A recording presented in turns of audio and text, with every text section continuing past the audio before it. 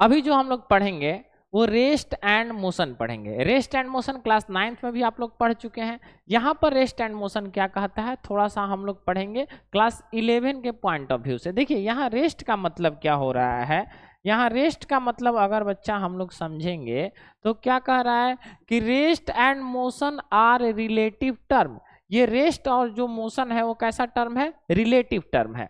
मतलब कि ऐसे नहीं कह सकते हैं कि ये बॉडी रेस्ट में है और ये बॉडी मोशन में है। अगर हम आप लोगों से पूछ रहे हैं बच्चा कि ये बोर्ड किस चीज में है, रेस्ट में है या मोशन में, तो सब कोई बोलेगा कि ये सर रेस्ट में है। लेकिन अगर कोई अर्थ से बाहर चला जाए, मून पर चला जाए, तो ये बोर्ड किस चीज में है, रेस्ट में कि मोशन में, तब हम कहेंगे अगर मून से इस बोर्ड को देखेंगे तो ये क्या हो जाएगा, मोशन में हो जाएगा। यही बात कहना है कि रेस्ट और मोशन क्या है, रिलेटिव टर्म है। There are no meaning of rest और motion without observer.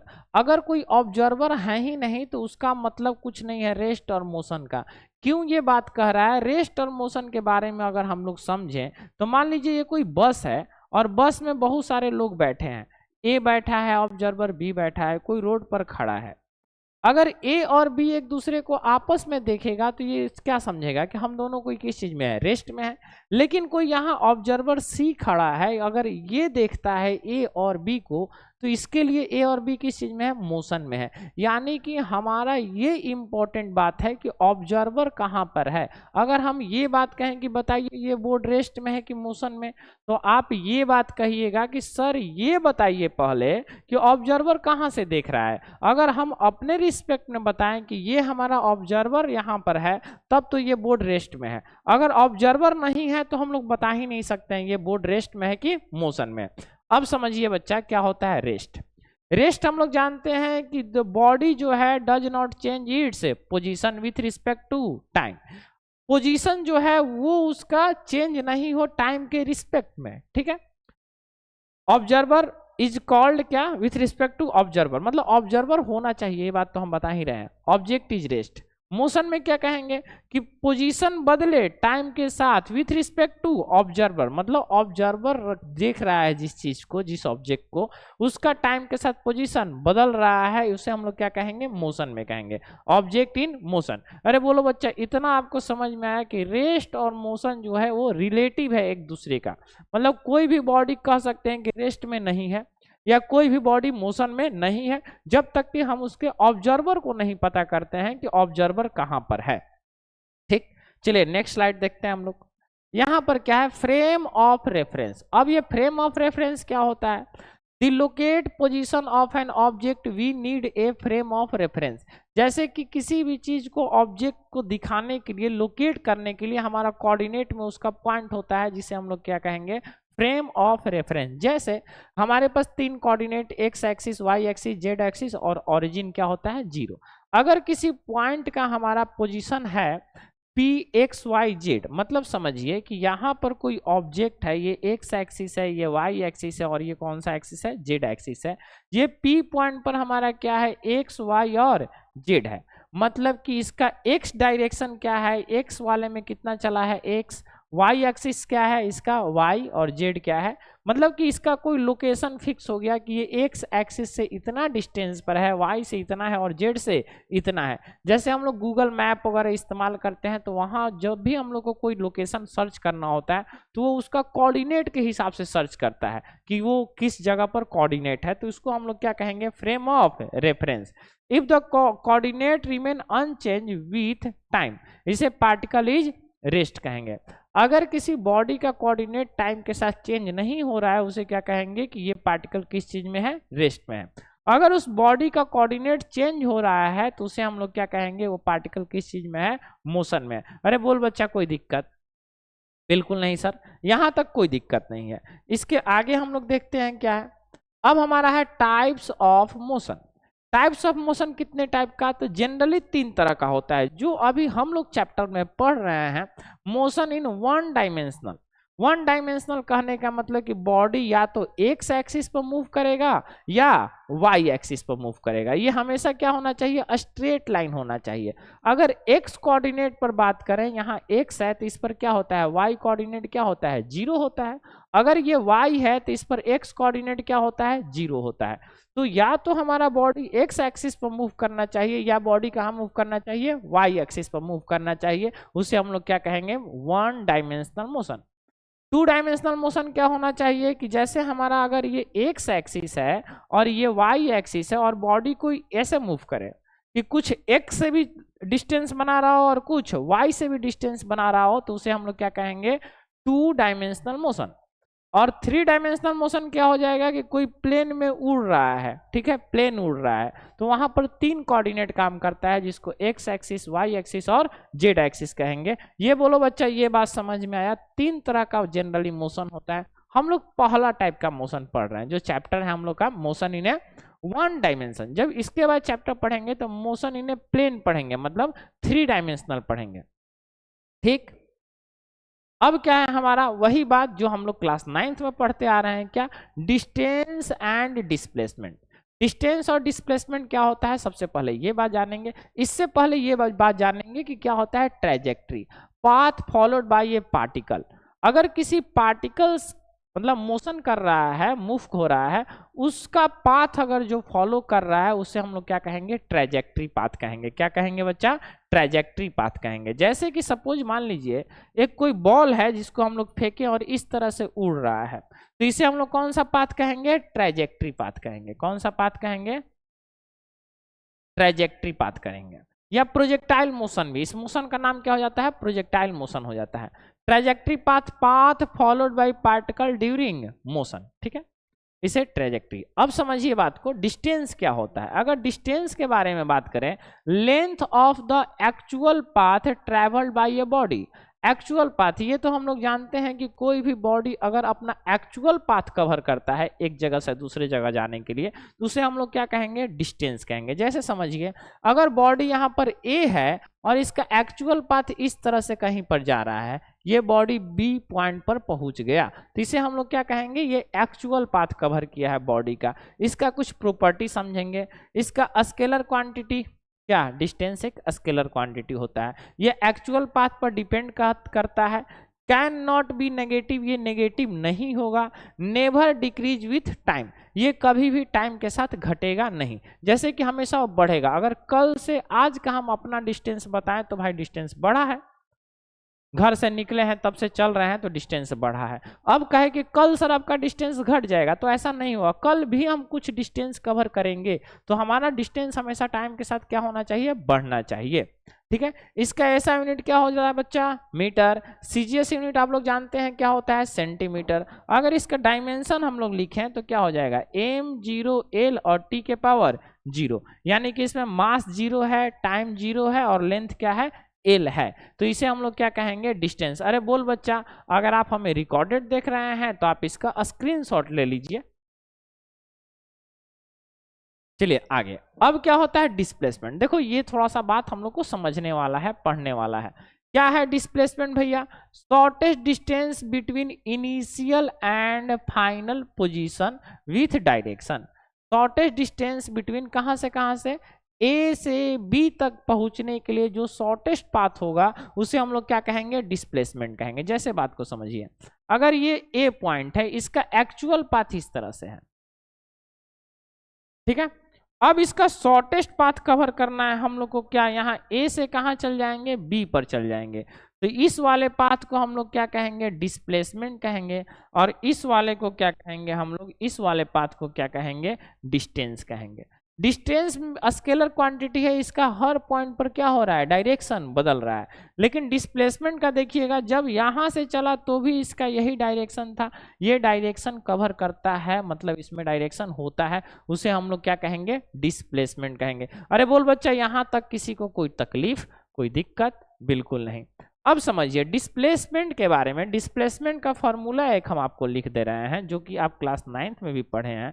Displacement is equal to होता है final minus initial. Final minus initial. ये कैसा क्वांटिटी है, डिस्प्लेसमेंट कैसा क्वांटिटी है, इसका अगर ऐसा यूनिट लिखेंगे तो इसका भी क्या हो जाएगा बच्चा, मीटर हो जाएगा। ये कैसा क्वांटिटी है बच्चा, ये वेक्टर क्वांटिटी है। कैसा क्वांटिटी है, ये वेक्टर क्वांटिटी है। तो डिस्प्लेसमेंट एक वेक्टर क्वांटिटी होता है। अगर इसका हम लोग डायमेंशन लिखेंगे, अगर इसका बच्चा हम लोग डायमेंशन लिखेंगे तो क्या हो जाएगा, m0 l और t के पावर 0। अरे बोल बच्चा कोई दिक्कत, यहां तक किसी को कोई दिक्कत? आप नोट्स साथ में बनाते हुए चलिए, या आप इसको पढ़ने के बाद नोट्स ऐप से डाउनलोड कर लीजिए, ऐप पर जाकर देख लीजिए, वहां से नोट्स बनाइए। चल बच्चा आगे आते हैं। अगर हम लोग डिस्प्लेसमेंट देख रहे हैं, ठीक है, डिस्प्लेसमेंट का एक इक्वेशन हम आपको बताते हैं। डिस्प्लेसमेंट कभी भी, डिस्प्लेसमेंट जो है वो कभी भी तीन तरह का वैल्यू हो सकता है। क्या क्या हो सकता है, एक पॉजिटिव वैल्यू हो सकता है, दूसरा एक नेगेटिव वैल्यू हो सकता है, और डिस्प्लेसमेंट क्या हो सकता है, जीरो हो सकता है। लेकिन डिस्टेंस के बारे में हम लोग क्या जानते हैं बच्चा, डिस्टेंस कह रहे हैं कि डिस्टेंस जब भी होगा हमारा कैसा होगा, पॉजिटिव होगा। लेकिन डिस्प्लेसमेंट कैसा हो सकता है, पॉजिटिव भी हो सकता है, नेगेटिव भी हो सकता है, और जीरो भी हो सकता है। एक रिलेशन हम आपको लिख रहे हैं, ये बात आप ध्यान दीजिएगा। डिस्टेंस जो है वो ग्रेटर देन क्या रहेगा, डिस्प्लेसमेंट के। लेकिन डिस्प्लेसमेंट तो कह रहे हैं कि माइनस में हो जाएगा, इसके वजह से क्या लगा दे, मोड लगा दे। मोड क्या होता है बच्चा, कि अगर मोड के अंदर कोई माइनस वैल्यू रखेंगे तो ये हमेशा क्या देगा, प्लस वैल्यू देगा, उसे मोड कहेंगे। ये डिस्टेंस हमारा क्या बड़ा रहेगा डिस्प्लेसमेंट से, या इक्वल टू भी हो सकता है जो हमारा डिस्टेंस है वही हमारा क्या बन जाए, डिस्प्लेसमेंट बन जाए। ये रिलेशन आप याद रखिएगा, ये एक बार नीट में पूछा भी गया है। ठीक है बच्चा, हम लोग क्या समझे, डिस्टेंस, और हम लोग क्या समझे, डिस्प्लेसमेंट। अभी हम लोग और भी समझेंगे, इसका वेक्टर फॉर्म पढ़ेंगे, कुछ न्यूमेरिकल्स भी बनाएंगे। यहां पर आइए, क्या कह रहा है, वेक्टर फॉर्म ऑफ डिस्प्लेसमेंट। अब डिस्प्लेसमेंट का वेक्टर फॉर्म निकालना है। अभी हम लोग वेक्टर पढ़ के आए हैं, अगर आप नहीं पढ़े हैं तो आई बटन में आपको वेक्टर का लेक्चर मिलेगा, ठीक है, वहां से आप वेक्टर देख लीजिएगा, और यहाँ पर हम आपको वेक्टर बता रहे हैं। सपोज मान लो बच्चा कोई हमारा एक पाथ है, इस पाथ पर हमारा कोई पॉइंट ए है, इस पाथ पर कोई पॉइंट ए है। जब टाइम हमारा कुछ 0 सेकेंड था, तब ये यहां से घूमना शुरू किया, इस पाथ पर चलना शुरू किया, और ये कहां पर पहुंचा, बी पॉइंट पर पहुंचा। जब हमारा टाइम कुछ t सेकेंड हो गया, तब यहाँ का कोऑर्डिनेट दिया है कि x1, y1, z1 है, और इसका भी कोऑर्डिनेट दिया है कि x2, y2, z2 है। और ये क्या है, किसी कोऑर्डिनेट दिया है, तो ये किसी कोऑर्डिनेट में होगा, x एक्सिस, y एक्सिस और z एक्सिस। बात को समझना बच्चा, ठीक। ये क्या है, ये येलो वाला हमारा कोई पाथ है, ए पॉइंट पर कोऑर्डिनेट दिया है x1, y1, z1, और बी पॉइंट पर दिया है x2, y2 और z2। ये कोऑर्डिनेट है। हम लोग को जो चाहिए वो डिस्प्लेसमेंट चाहिए, कहां से कहां तक, ए से बी तक। ए से बी तक का हम लोग को डिस्प्लेसमेंट चाहिए, यानी ये वाला लाइन जो हम आपको ड्रॉ कर दिए, ये चाहिए हम लोग को। तो सबसे पहले हम लोग ऑरिजिन से ये बात जानते हैं, ऑरिजिन से ए पॉइंट पर अगर बनाएंगे तो इसे पोजीशन वेक्टर नाम दे देते हैं, क्या, r1 वेक्टर। और यहाँ ऑरिजिन से जब बी पॉइंट पर जाएंगे तो इसका पोजीशन वेक्टर नाम दे दिए, क्या, r2 वेक्टर। अगर पोजीशन वेक्टर हम लिखते हैं, r1 वेक्टर अगर लिखते हैं, तो r1 वेक्टर इक्वल टू, बोल बच्चा कितना हो जाएगा, x1 i cap plus y1 j cap plus z1 k cap. ये r1 का पोजीशन वेक्टर हो गया। इतना तो लिखना हम लोग जानते हैं, जो नहीं जानते हैं यहीं पर सीख जाइए, या वेक्टर का लेक्चर देख लीजिए। अगर यहाँ पर r2 वेक्टर लिखते हैं बच्चा, तो r2 वेक्टर हो जाएगा x2 i cap plus y2 j cap plus z2 k cap. ठीक है, ये हम लोग देखेंगे। अब हम लोग को निकालना क्या है, ए से बी निकालना है, यानी कि समझना बच्चा, ए बी वेक्टर है। एरो, एरो ये कहाँ लगा है, ए से चला है, और एरो कहाँ लगा है, बी पॉइंट पर लगा है। यानी कि हम लोग को बी में से ए को घटा देना है। बी में से ए को घटाएंगे तो क्या हो जाएगा, r2 vector minus r1 vector. अगर r2 vector minus r1 vector करते हैं बच्चा, तो क्या हो जाएगा, x2 minus x1 i cap plus y2 minus y1 j cap plus z2 minus z1 k cap. ठीक है बच्चा, अब देखो यहां पर इसी को हम लोग क्या कहेंगे, डेल्टा आर वेक्टर। अगर हम लोग डेल्टा आर क्या हो जाएगा, डिस्प्लेसमेंट वेक्टर भी इसको बोलेंगे। यहाँ x2 माइनस x1 तो डेल्टा एक्स आई कैप लिख लेंगे। इस डेल्टा का मतलब होता है कि चेंज, मतलब घटाव। इस फिजिक्स में इसको घटाव कहेंगे, मैथ में इसको ट्रायंगल कहेंगे, केमिस्ट्री में इसको हीट कहेंगे, अलग अलग जगह पर इसका इस्तेमाल होगा। यहाँ पर क्या हो जाएगा, डेल्टा वाई जे कैप प्लस डेल्टा जेड के कैप। अरे बोल बच्चा, ये हमारा डिस्प्लेसमेंट वेक्टर आ गया। अगर हम कहें कि इसका मैग्नीट्यूड बताना है, क्या बताना है, इसका मैग्नीट्यूड, ये तो अभी वेक्टर आया। अगर हम लोग इसका मैग्नीट्यूड के बारे में बात करें, डेल्टा आर वेक्टर कितना आया बच्चा, डेल्टा आर वेक्टर जो आया वो हमारा डेल्टा एक्स आई कैप प्लस डेल्टा वाई जे कैप प्लस डेल्टा जेड के कैप। अगर हम लोग मैग्नीट्यूड देखते हैं डेल्टा आर वेक्टर का मैग्नीट्यूड, तो क्या करेंगे, जो आई का कॉफिशिएंट है उसका स्क्वायर, डेल्टा एक्स का स्क्वायर प्लस डेल्टा वाई का स्क्वायर प्लस डेल्टा जेड का स्क्वायर, ये हमारा क्या निकल जाएगा, मैग्नीट्यूड ऑफ डिस्प्लेसमेंट वेक्टर। ये क्या निकल गया, मैग्नीट्यूड ऑफ डिस्प्लेसमेंट वेक्टर। अरे बोल बच्चा, कोई दिक्कत यहां तक, यहां तक बिल्कुल नहीं हुआ। इसी तरह अगर हम लोग के पास क्वेश्चन दिया रहे, ऐसा क्वेश्चन कह रहा है कि हमारे पास कोई ए पॉइंट है जिसका 3, 6 और 4 इसका कोऑर्डिनेट है, और बी पॉइंट है जिसका कोऑर्डिनेट हमारा 6 और 4 और 5 है, ठीक है, और मूव कर रहा है, a body moves point A to B, find the displacement vector and magnitude, displacement vector and magnitude. अगर हम लोग को ऐसे निकालना है तो हम लोग क्या करेंगे बच्चा, अगर ऐसे निकालना है तो सबसे पहले ए पॉइंट दिया तो हम इसका पोजीशन वेक्टर निकाल लेंगे, बी पॉइंट दिया तो उसका हम लोग क्या निकालेंगे, पोजीशन वेक्टर। अगर ए पॉइंट का पोजीशन निकाल रहे हैं बच्चा, R1 वेक्टर कह रहे हैं, तो क्या लिख देंगे, 3i कैप प्लस 6 जे कैप प्लस 4 के कैप। अगर R2 वेक्टर निकाल रहे हैं, अगर आपको समझ में नहीं आ रहा है तो आप एक बार कमेंट कर दीजिएगा, ठीक है, चैट बॉक्स में भी बता दीजिएगा, इसका डाउट क्लियर हो जाएगा। अगर बी वेक्टर के लिए हम लोग पोजीशन वेक्टर लिख रहे हैं, क्या R2 वेक्टर लिख रहे हैं, तो यहाँ 6 है, तो क्या लिख देंगे बच्चा, 6i cap plus 4j cap plus 5 के कैप। अब हम लोग को निकालना है कहाँ से कहाँ बॉडी जा रहा है, ए से बी जा रहा है, यानी हम लोग को निकालना है R2 vector minus R1 vector. अरे बोल बच्चा, इतना आपको समझ में आया। अगर R2 में से R1 घटाएंगे तो 6 में से 3 घटाएंगे तो क्या हो जाएगा, 3i कैप, 4 में से 6 को घटाएंगे तो क्या हो जाएगा, -2j कैप, और 5 में से 4 घटाएंगे तो क्या हो जाएगा, क्या हो जाएगा बच्चा, -1 के कैप। अच्छा 5 में सॉरी +1।